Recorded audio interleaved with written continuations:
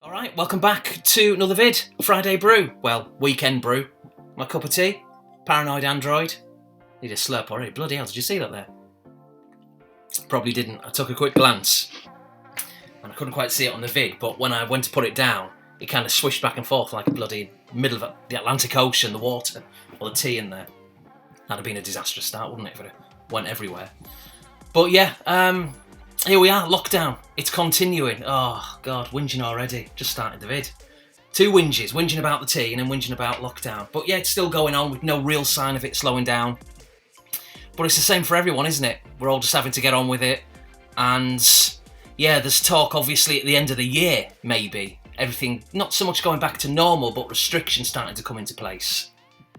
Or I guess restrictions lifted, technically.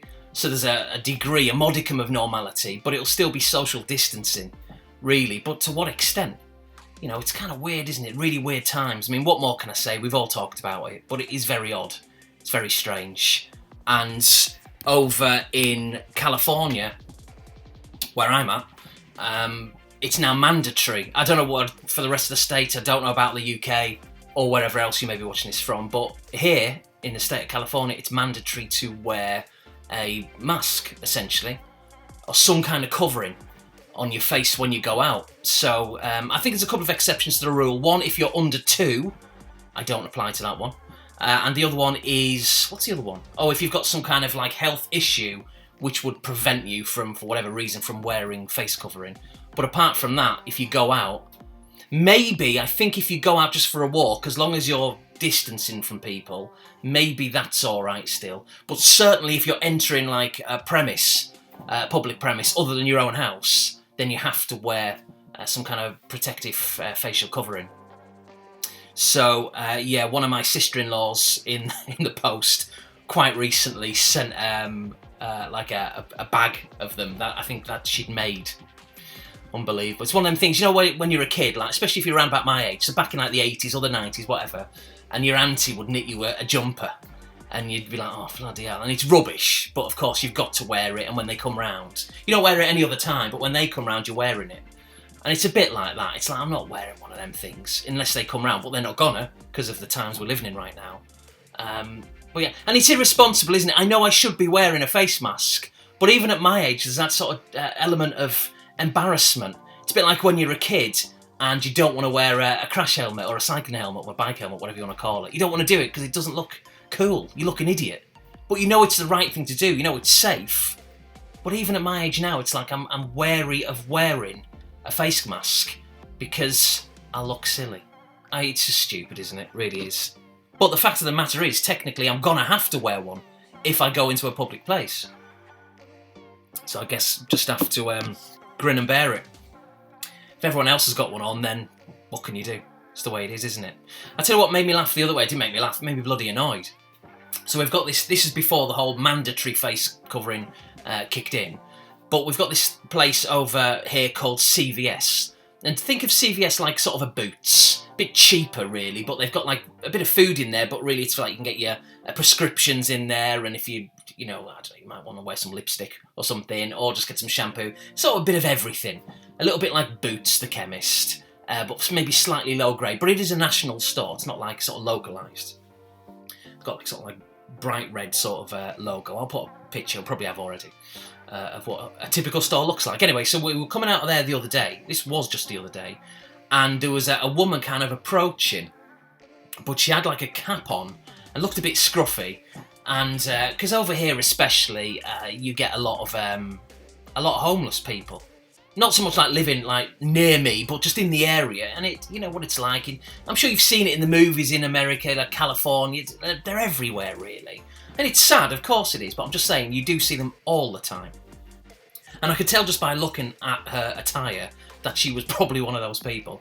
Cap on, scruffy kind of clothes, kind of wallowing as she was walking up towards me. Anyway, as I'm getting closer, she's looking down and she spits. Like the worst thing you could do at this moment in time with the whole COVID thing and passing on germs and disease and all that kind of stuff.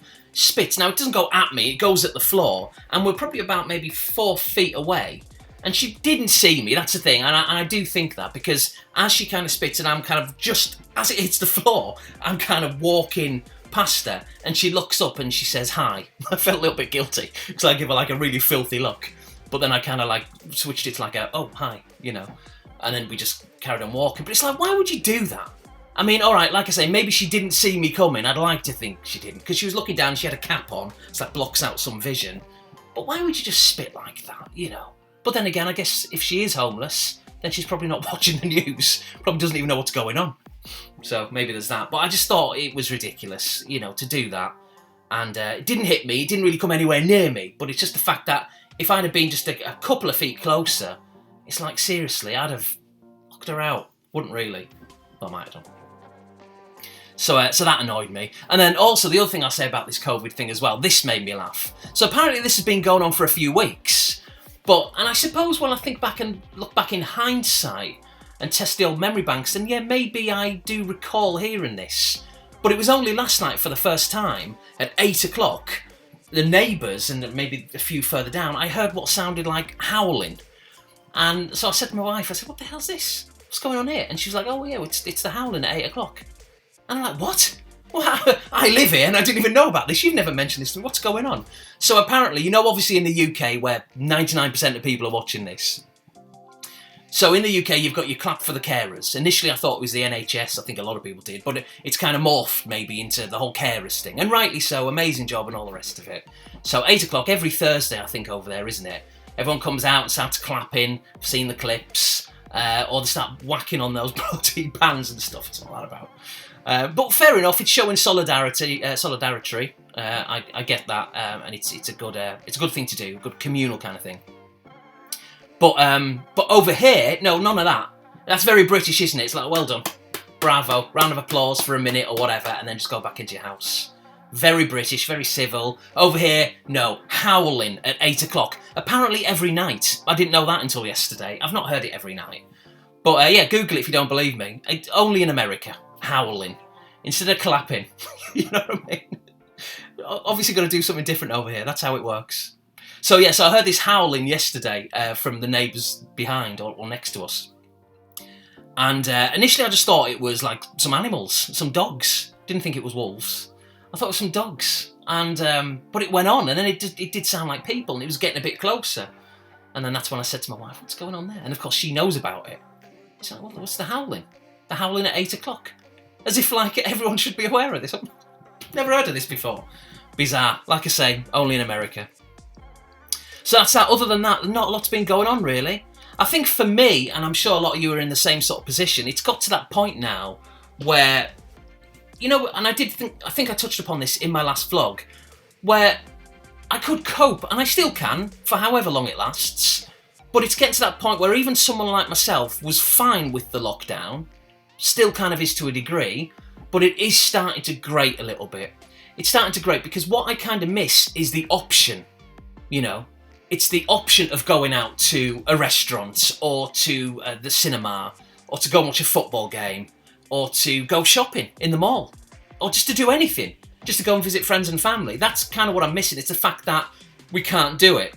Now, when we are allowed to do it, which is kind of a right, really, to be able to do what we want, although under the circumstances, obviously, we've got to refrain from doing that. But when it's taken away from you, it just feels... It really does start registering. It has done with me in recent days, really. That's when it's really starting to hit home. It's like, oh, this is kind of real. It's not that I didn't think it was before, but I guess it was in its infancy, wasn't it? It's the early part of it. So you're just kind of used to it.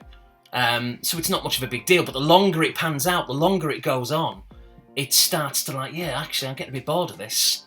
You know, and then they do start gradually introducing, oh, well, you can go out a little bit, but like I said before, with the face masks, well, that's not normal. It's not normal to have to go out and cover your face, you know? So it's weird times, isn't it? It really is. But what more can be said? Also on YouTube, I think I saw it, so I'm guessing a lot of you did. There's a load of people who were really whacking out the vids at the start of this isolation process. And some of them are still going, and fair play. But some of them really start every day a video, every other day maybe, and even many of those have started to slow down because I think they've realised that there's no real end goal in sight now. It's like, well, this could go on forever. So even they've started to slow down with the vids. But kudos to everyone who's carrying on. with regular content, like every day or every other day and all that kind of stuff. Because it's hard work. But it's good, obviously, to watch. It's good to watch stuff. But I've not uploaded a vid now for about 3 or 4 weeks. And a lot of you watching are kind of in a similar boat. But sometimes you've just got to do it, haven't you? You've just got to make a vid. But always when you're in the mood. That's what it comes down to. You've got to be in the mood. You've got to feel like you've got to have something to say. But sometimes you've got to force it as well. Because it's very easy just to say, yeah, you want to make a vid, but I'll do it tomorrow. And then tomorrow turns into the next day, and then a week goes by and a month goes by, and before you know it, months upon months or longer has gone by, and it's just absolutely ridiculous. So, and then there's the football as well, isn't there? I mean, I won't talk too long about football because I know not everyone's into it. Probably most people probably are, or at least like it a little bit. But it's really the angle I want to come at it from. Obviously, the season hasn't finished. There's 8, 9 games left for most teams in the Premier League. And it's a shame, really. If you're a Liverpool fan, you must be gutted, really, because, they haven't won the league since 1990. I mean, I wasn't even a teenager back then. That's how far back we're going, and they hadn't. That's when they last won the league. Ridiculous, really. If you'd have said that to me as a kid, like in 1990, oh, by the way, next time Liverpool are going to win the league is possibly 2020. We'll have to wait and see. You'd have just been laughed out of the bloody street. No one would have believed that. They were just the best team in the land by far. It's incredible, isn't it? But yeah, there's the talk about the whole kind of behind closed doors, games taking place. I mean, that would be a travesty. It really would. We all know football is dominated by money. We know money matters. The big clubs, the owners, that's all they care about. We know that. And for me, if the game, or if the season is finished and games are taking place behind, get done behind closed doors, then that to me is that's a bit of a shame. It really will, because football ultimately is about the fans. So if none are in the stadium, that really does show to me what we already know, that football is all about money.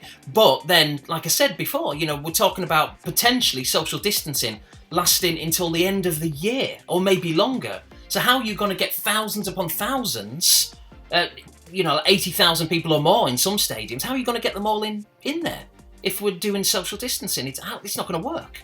So the Football Association, the Premier League, everyone's got to get together and they've got to decide, do you want to finish the season, i.e. wait until everyone can get together, and then it could be months away and it'll eat into next season. Do we want to do that? Will that be the right thing to do from an integrity perspective? Maybe. Or do we want to just cancel the season, just make it null and void? I mean, that's very unfair on Liverpool, on the players, on the fans, but what can you do? It's just one of those things, isn't it? Or do we want to finish the season, but behind closed doors? But then that takes away so much of what sport is about. It really does. It's what's the right answer? For me, and I'm not saying it's the right answer, maybe I'm saying it's the right thing for me, but I don't know. I do see all sides of it, really, or maybe not so much. I personally wouldn't want to see the games played behind closed doors. But for me, I think the thing to do is just to wait. And if that means 2 months, 3 months, 6 months, wait until fans are allowed back into the stadium and then finish the season. And if that means maybe the entirety of next season being cancelled and just starting again in the summer and having the 21-22 season instead of 2021, then so be it. It's weird times, isn't it? As I keep saying. So something needs to be done. But I don't want to see games played behind closed doors. I think it would be terrible. It really would. Football is about the fans. And we've lost sight of that in recent years. Listen, at the same time, football has always been a business. Let no one kid you otherwise. It's always been about money. Always. Since it began, players were being signed for small amounts of money. And obviously over time, that money has just increased, by however many hundreds of millions. 200 million for Neymar. That's kind of what we're talking these days. So, yeah, football has always been about money, but that gap has increased incredibly. And with the dawn of the internet and selling right across the world and all that kind of stuff, yeah, it's just a cash cow, isn't it? I still love the sport, I always will do, but the money side of it is just, yeah, it's terrible. I've never really liked that, but each to their own. So anyway, let's move on and talk about what I've been playing. So, 3 games I'm going to talk about. One of them, none of them massively in depth, I suppose, but one of them I've finished. The other one I've started or restarted, and then the other one I have played for many, many years. And it's hard. So I won't be finishing that anytime soon, but maybe one day. But the game that I finished, and I absolutely loved it, and then this game and the next game are digital games, and I know how some people stand about that, but well, you can't go out now, can you, anyway? So I guess, unless you order it online, then maybe digital games are going to take off. Maybe this is the point in time where digital gaming, they're finally going to get their way, and the retail sales are just going to disappear. But anyway, well, this is a funny story about this. It's about 2.5 years ago, I downloaded this game. It's Mafia 3 on the PlayStation 4. And I downloaded this game on a sale for, I think it was $20 with all the DLC. And it's taken me 2 years to play it. And it's not that I didn't want to play it. Obviously I did, because I bought it. But yeah, just with having loads of games, digital games and physical games in the past and now, I just kind of forgot I had it. And then sometimes it was like, because it's a big open world game, and it was just like, it's a bit, what's the word I'm looking for? A bit daunting maybe, when you want to put a game like that on, because it's not just a game you can put on for 5 minutes. You kind of really got to get into it. So anyway, because of this lockdown, I was looking through my hard drive the other day, and you know, on the menu on the PlayStation 4, I punted the PlayStation 4. I mean, it's not on right now, as you can see, but yeah, and it was there, and I just thought, you know what? Yeah, I'm in the mood to play this. I've got time to kill, like many of us do. So let's stick it on. And obviously, as the title suggests, Mafia 3, it's a Mafia game. So you're in the mob. But this particular one, Mafia 3, is set in 1968. You play Lincoln Clay. You're basically an ex-Vietnam. You're only a young kid still, or a young adult, early 20s, I think. And so you've come out of Vietnam. You come back to your hood, your neighbourhood, and you find that your family, your surrogate father, so like a foster parent essentially, the one who's raised you, he's in a lot of trouble, and he owes money, basically. Yeah, he's in a lot of trouble with the mafia bosses, the Haitians, I think it is. So before you leave town, because that's the character wants to leave town. He's come back from Vietnam, he's gone through all that, he wants a fresh start, so he's going to come back, see his family, and then just go off to California, I think is the plan, just to start a new life, essentially. So, but yeah, his family's caught up with this mafia, so he agrees to basically sort it out, but then he does sort it out, but then he realises there's a load of other problems that his, ultimately his foster parent, his surrogate dad, is involved in it, and he's involved in this deep, as you can imagine, being the mafia. So he gets involved and goes after the main crime boss and everyone under him and all that kind of stuff. So that's the basic premise of the game.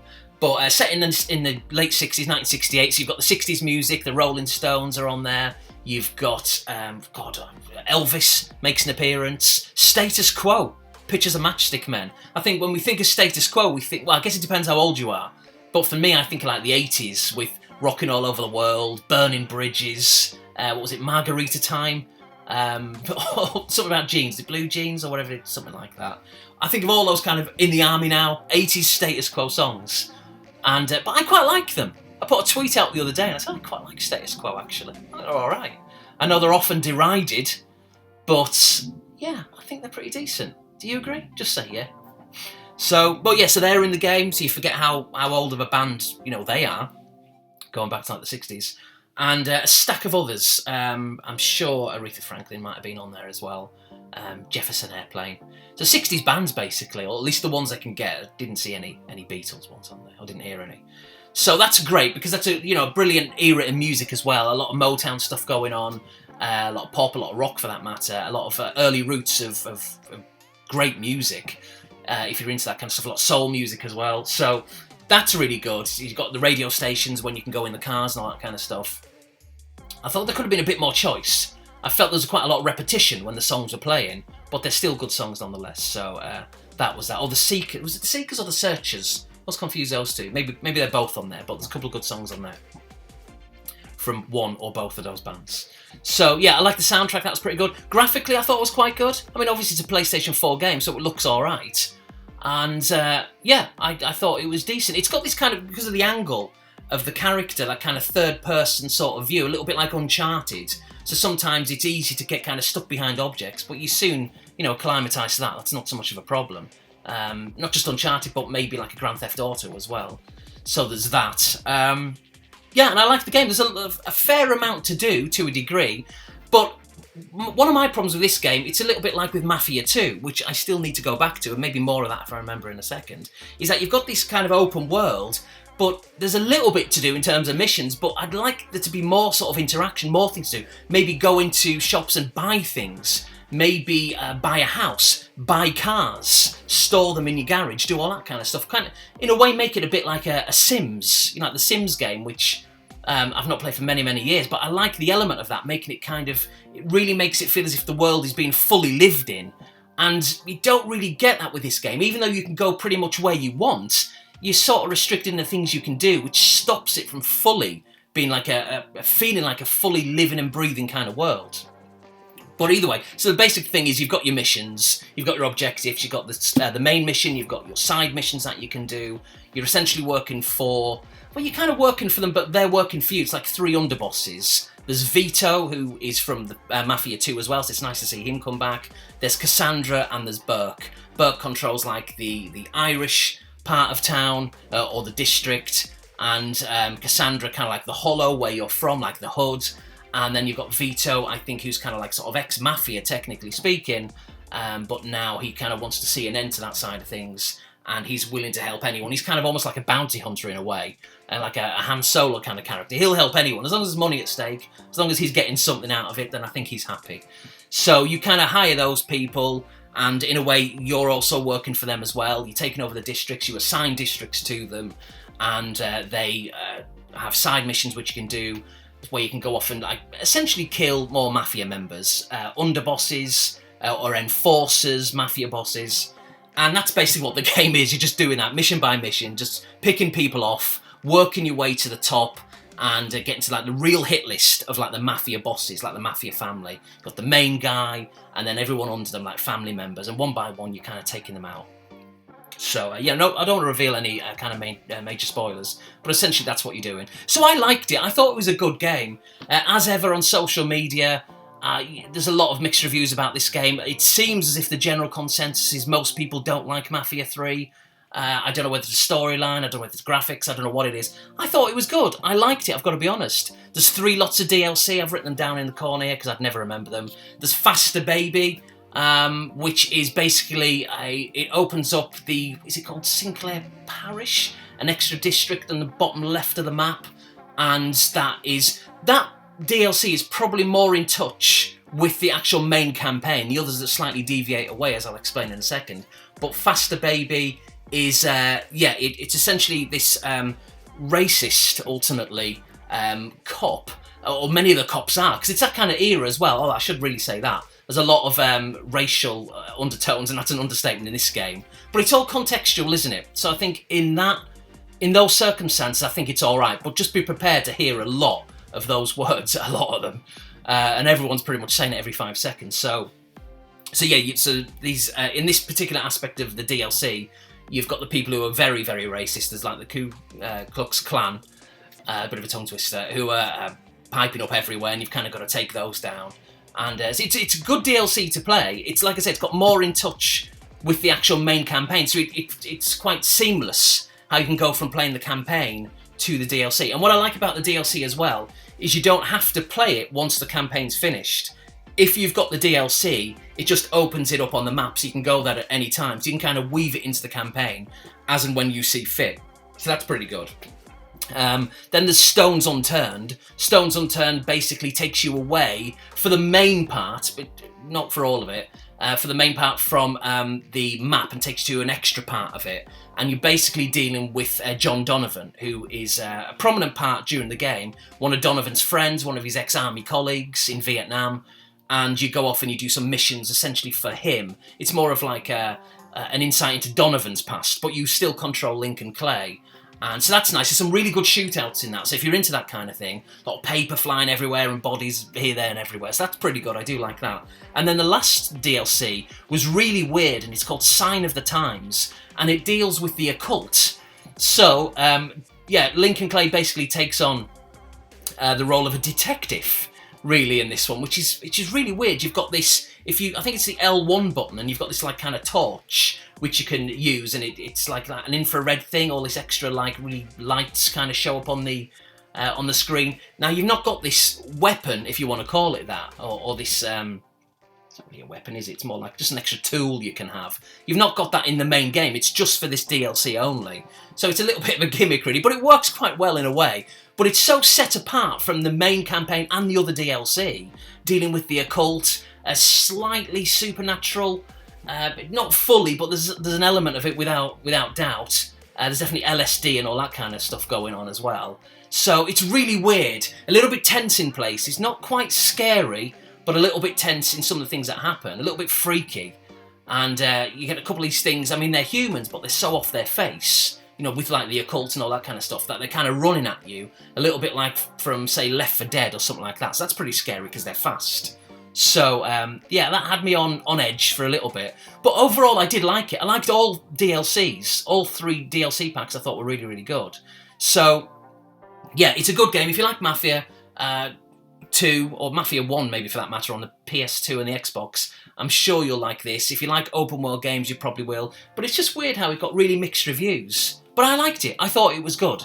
So I'm sure there's more that I wanted to say, but what more can you say about an open world game? It's just a case of do your missions, a little bit like Grand Theft Auto, go from A to B, albeit in maybe whatever order you want, and ultimately finish the game. Oh, the other thing I'll say is that there's a lot of trophies, as you can imagine. I've got nearly all of them, but to acquire all of them and get the Platinum Trophy, you've got to replay it. You've got to play the game again, because there's different choices you can make. And I'm not sure, I mean, maybe eventually, if and when in years to come I play the game again, maybe I'll do something different choices to get the trophies and experience the different sort of, not so much endings, but the different options towards the end of the game. But I'm not really that bothered about it. There's no multiplayer, so it's entirely single player. But yeah, so right at the end of the game, again, no spoilers, but you're kind of given a choice as to what you want to do. And I ummed and ahed about it. I thought, which option should I take? Which one's morally right? What should I do here? And in the end, I decided on one of them. Again, I don't want to spoil it.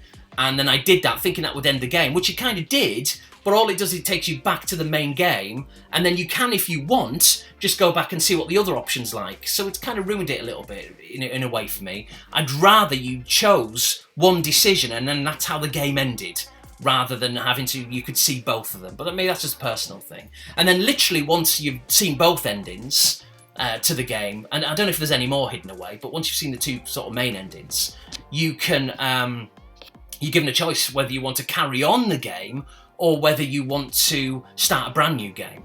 Now, if you choose to carry on the game, which is what I did, the downside to this, and you can probably imagine, so I don't know why I was really surprised with this, but I know a lot of people are annoyed on social media. There's not a lot to do, because you've basically, presuming you've done all the side missions, you've obviously done the main story missions, so if you've done the side quests, if you've done all the optional stuff, if you've taken out all the hideouts, you're basically, for the most part, just walking around or driving around a world where there's nothing to do. So it's almost pointless in a way of doing that. So you've taken out most, if not all, of like the bad guys. You might get a small pocket of them in like 2s or 3s, which hang around every street corners every now and again. But apart from that, that's it. So there's really no point to carrying on the game. I think that option maybe is just there for the people who've maybe finished the main campaign who haven't done the side missions. But if you have done all the side missions, like I say, and you have completed the game, and you've done the DLC, you're just going around pretty much an empty world where you can still earn money. There's different aspects. You can grow weed, for example, and you can sell it. I think that was one of the DLCs. That might have been the Faster Baby. So you can grow that, you can sell it. But if you've bought all the weapons in the game, and what are you going to do with the money? There's nothing you can do with it. So it's kind of pointless in a way. So that's the only thing I'll say about that. But the game, I suppose, ultimately has got to end somewhere, hasn't it? So anyway, there we go. That's Mafia 3. I really enjoyed it. And then the other game, I'm not going to talk about this in depth or at length, in depth, but it's Thief, another digital game. So Thief came out years ago. It might have been was it a launch game? If it wasn't a launch game, it was close to launch. So very stealth related. So if you're not into that, you're probably not going to like this.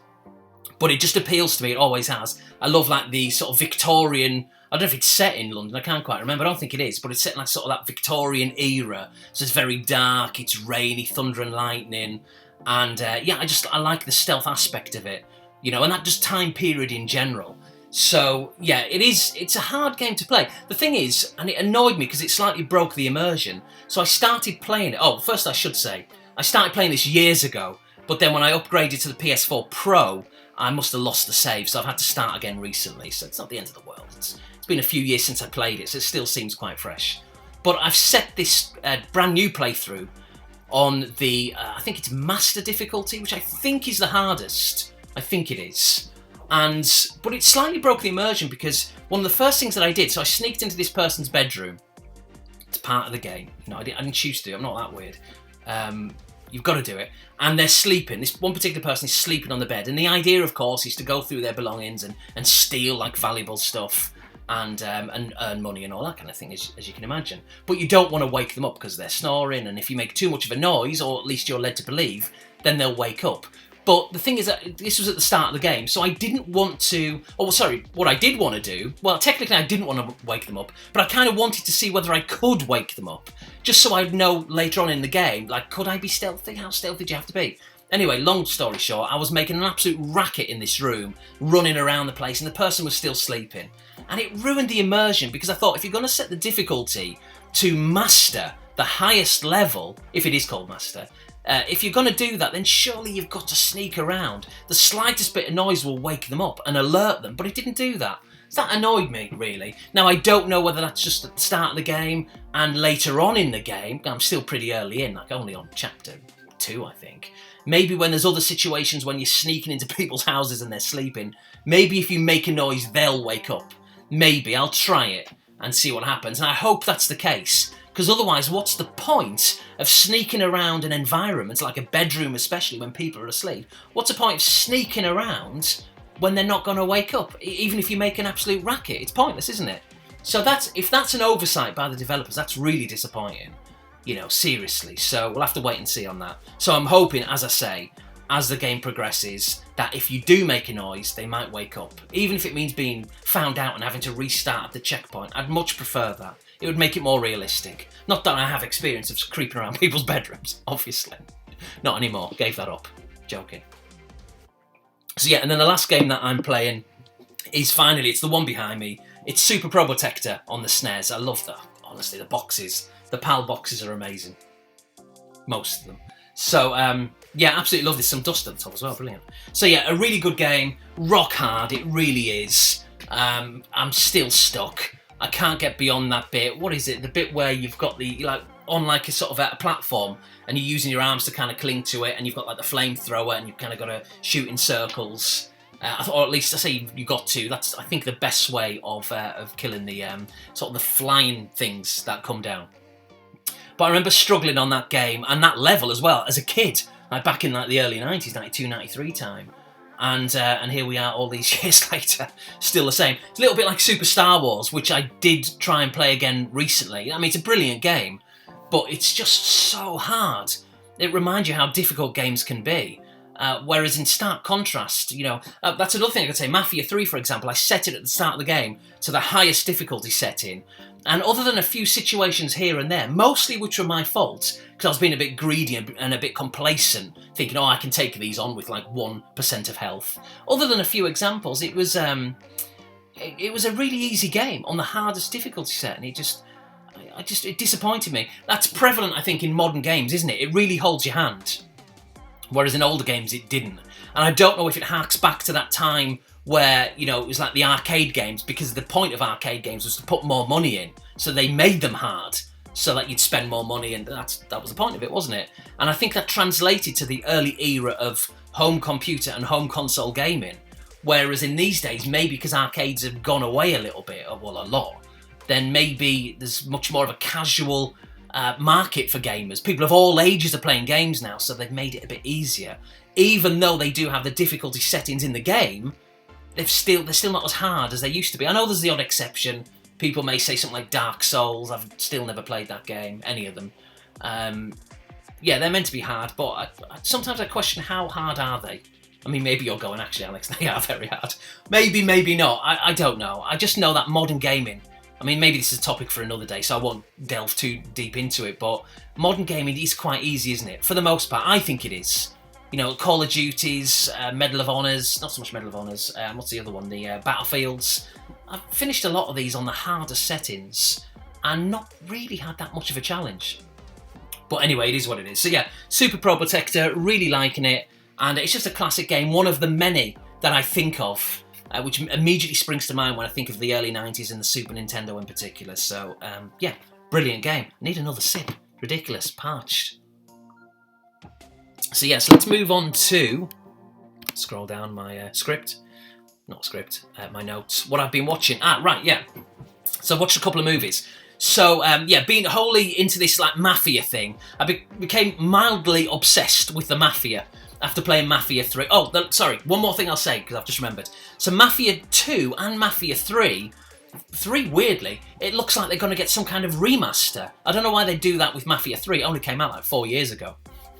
But the trademarks were registered by the developers. Can't remember what you call 2K Games, maybe? Can't quite remember.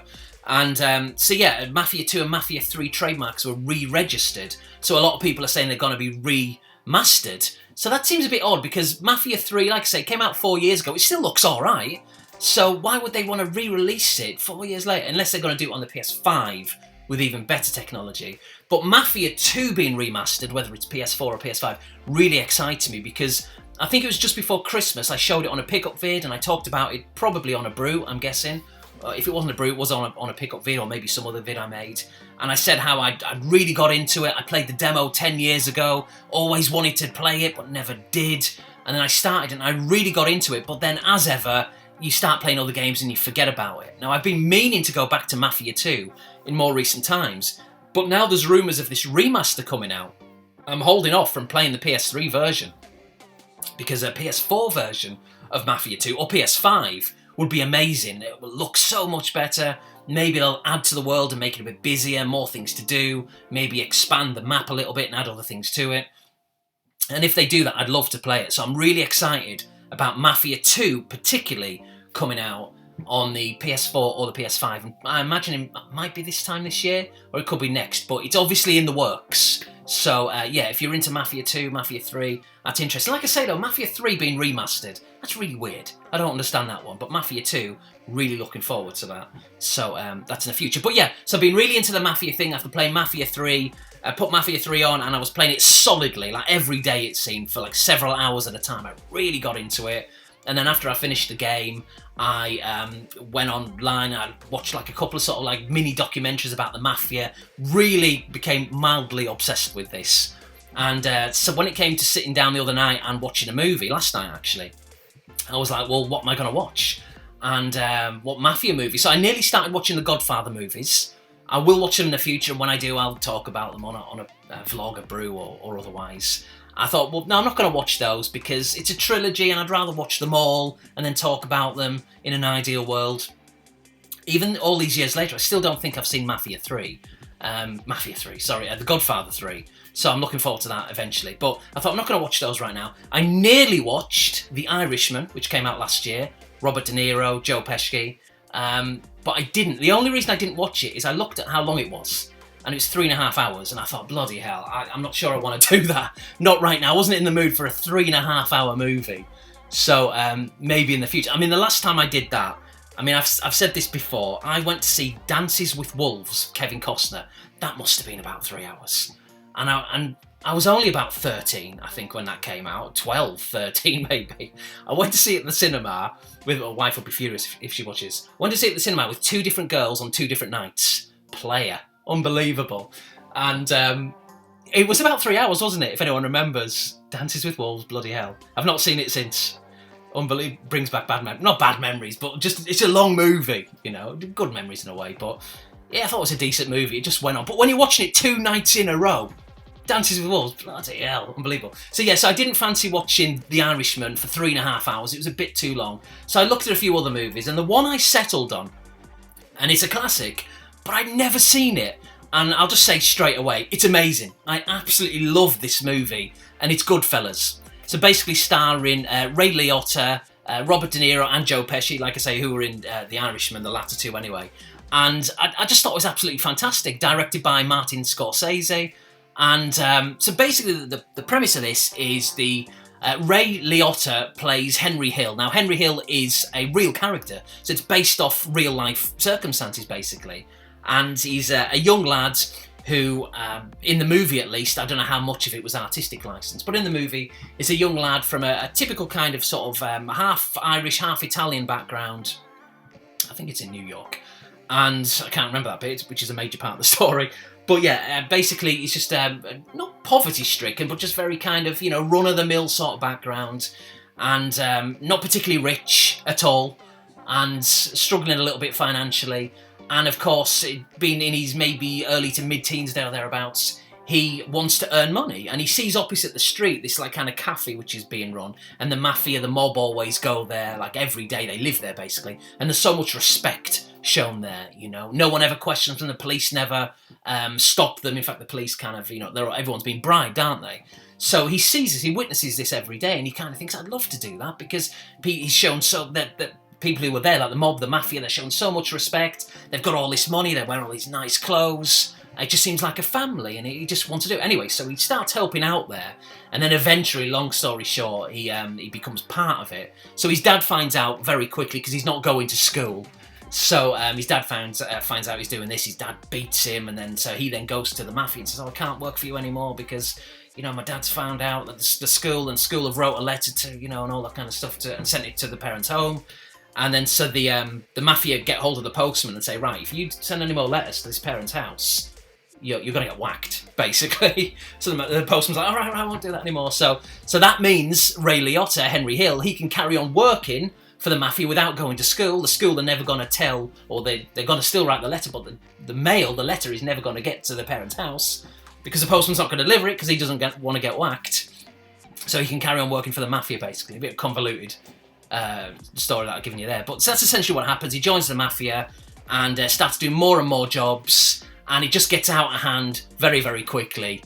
And it's honestly, it starts off pretty violent. One of the first scenes you see, I was kind of going, bloody hell.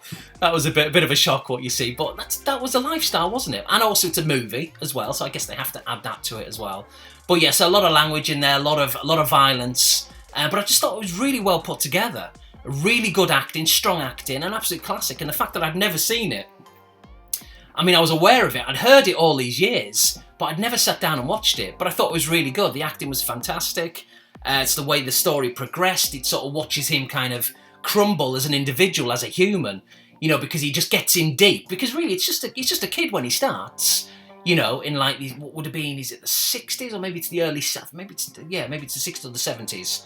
I think it's the 60s when he starts to get involved. But so it's kind of like a diary format in a way, and it kind of pans out all the way up into like the start of the 80s.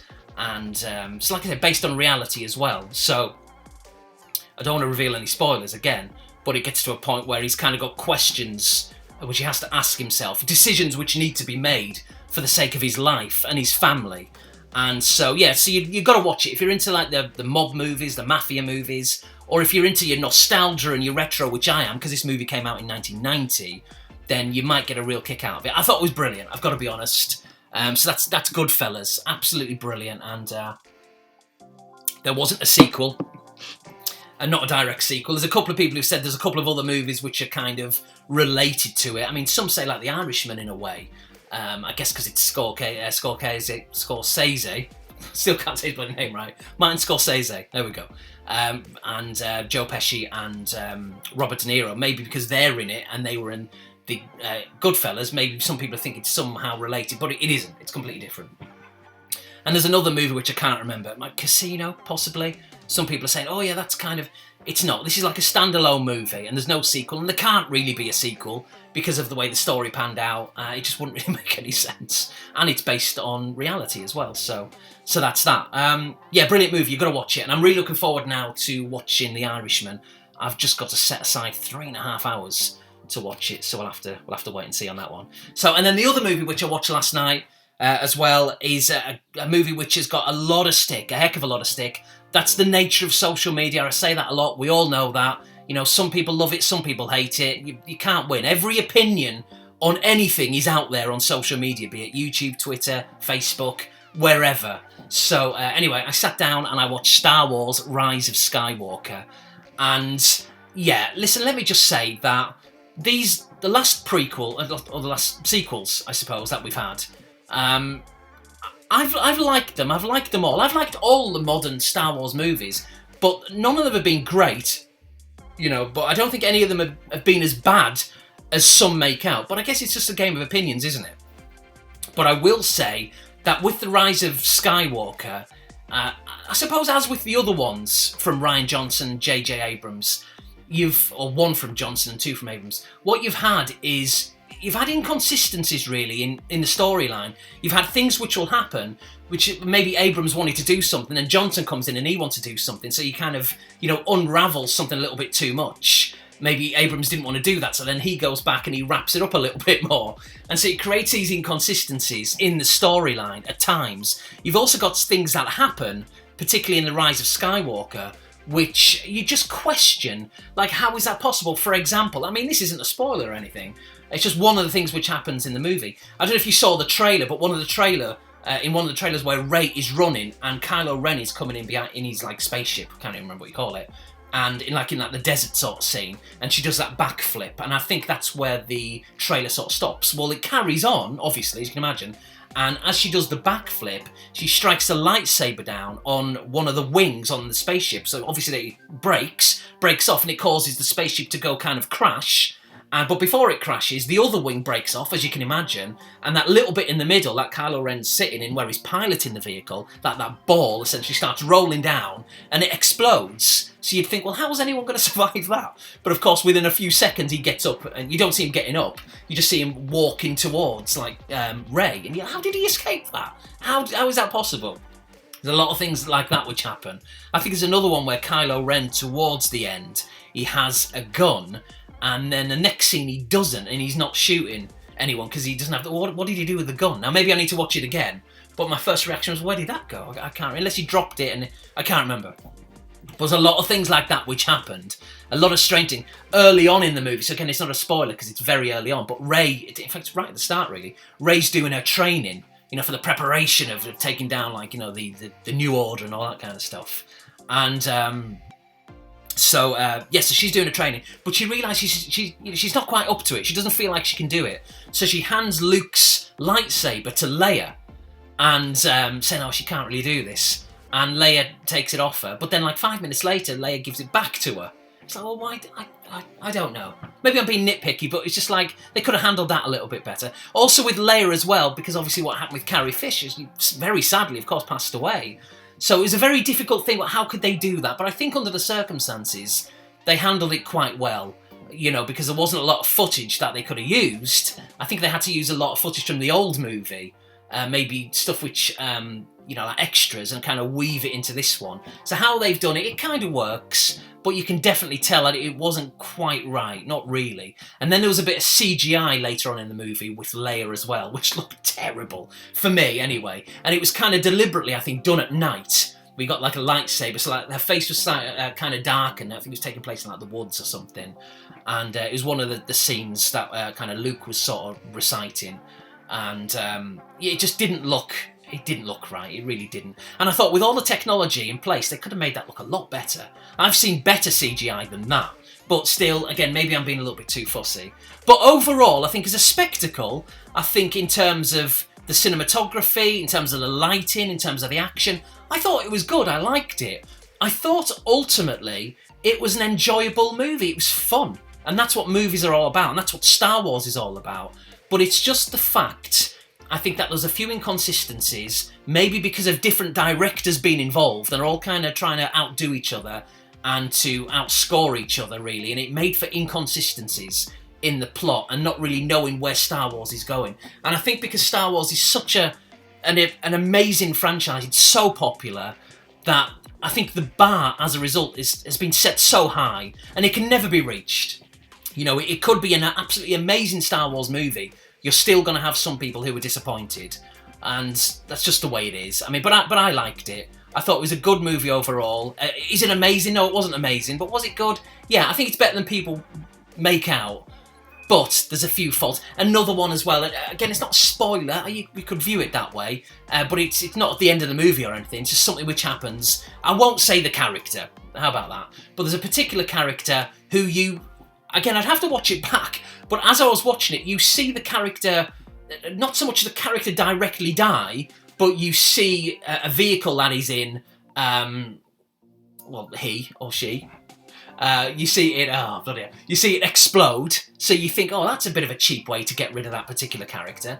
But then you find out a little bit later that, oh no, actually, they were in another vehicle, so actually it was all right. They didn't die.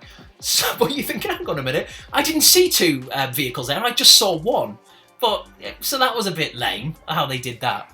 Again, unless when I watch it back, you may be out the corner of your eye, maybe you see a second one, but I don't think you did. I think they just kind of put that in there just because why not, you know.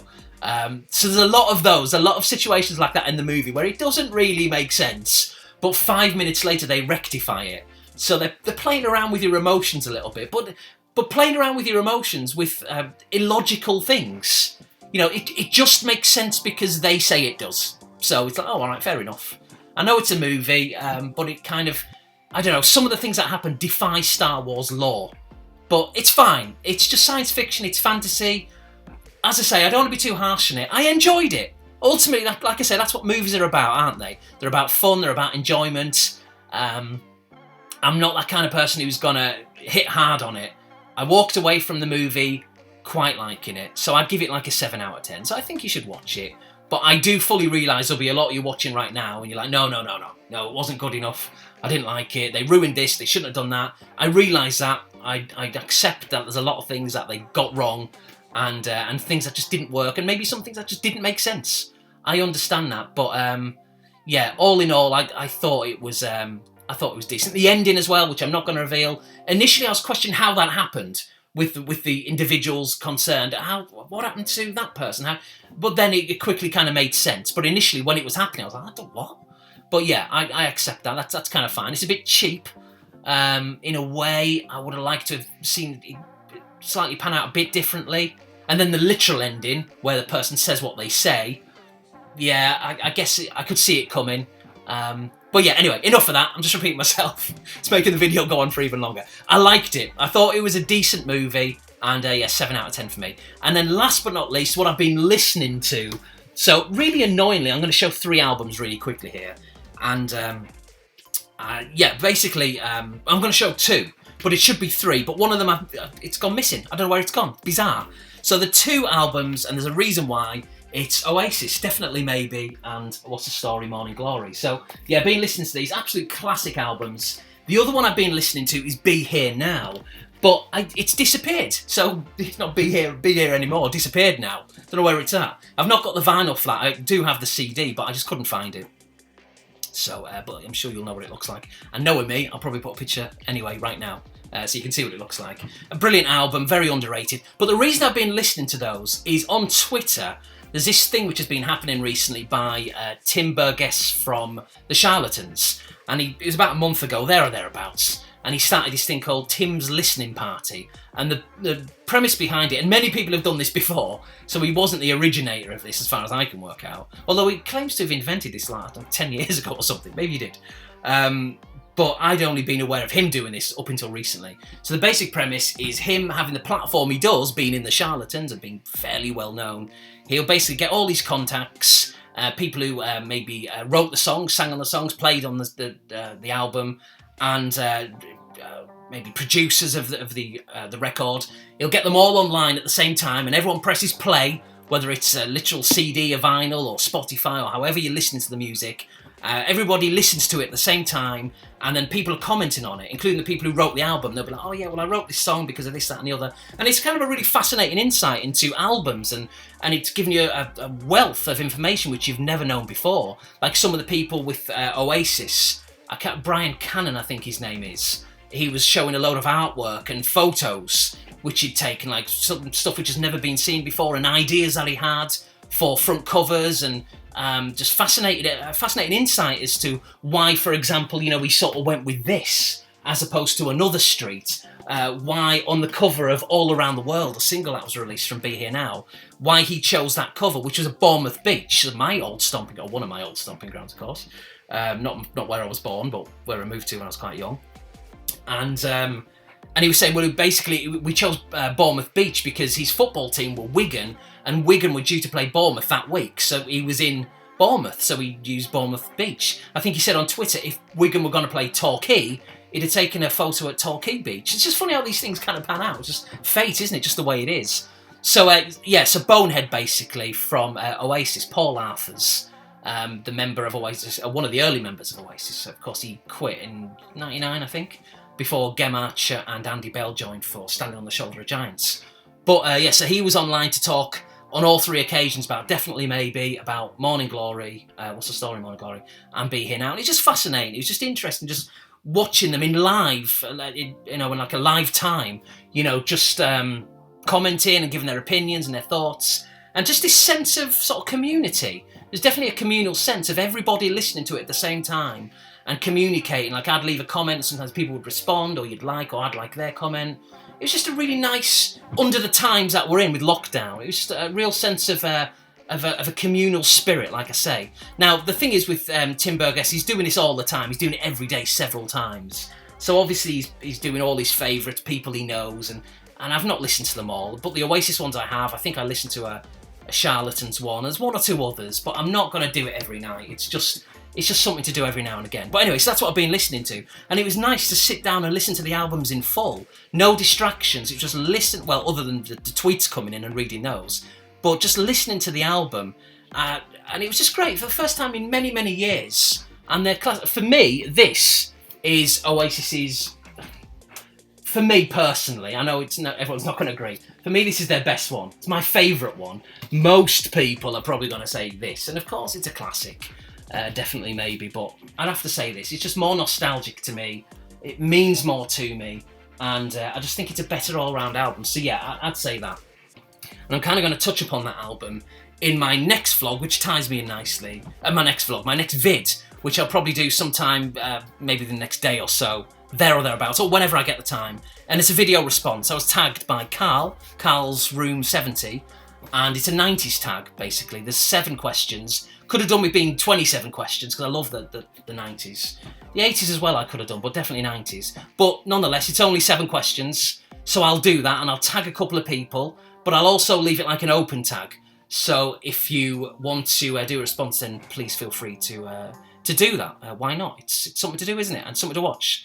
So yeah, thank you for watching. Until my next vid, which will be that video response. I do have a pickups vid, which I've got to record. I was going to do that today, but in all honesty, what I really want to do is to sit down and play the games a little bit, get used to them, have something to say about them rather than just hold them up and just be a bit dull, I think. Nothing wrong with that, I regularly do that myself, but just on this occasion, I'd rather sort of play them, give me something to talk about, really. So I might do that next week, it might be the week after, but yeah, like I say, that VR response is going to come in the next day, there or thereabouts-ish. I always say that, and then like a month goes by and I've not made a vid. But it'll be when it'll be. And that's it. Stay safe. Thank you for watching. Upload vids. If you've not made one, why not? Just become part of the community. Loads of channels have started recently. Or started again, which is good to see. So, yeah, it's... although I'm contradicting myself a little bit, aren't I? Because I said at the start of the vid that a lot of people have slowed down with the vids, which is true, but also a lot of people are still doing it as well, and new channels are starting. So, yeah, just keep the community thing going as and when you can, and look after yourselves, look after each other, and I'll see you soon. Take it easy.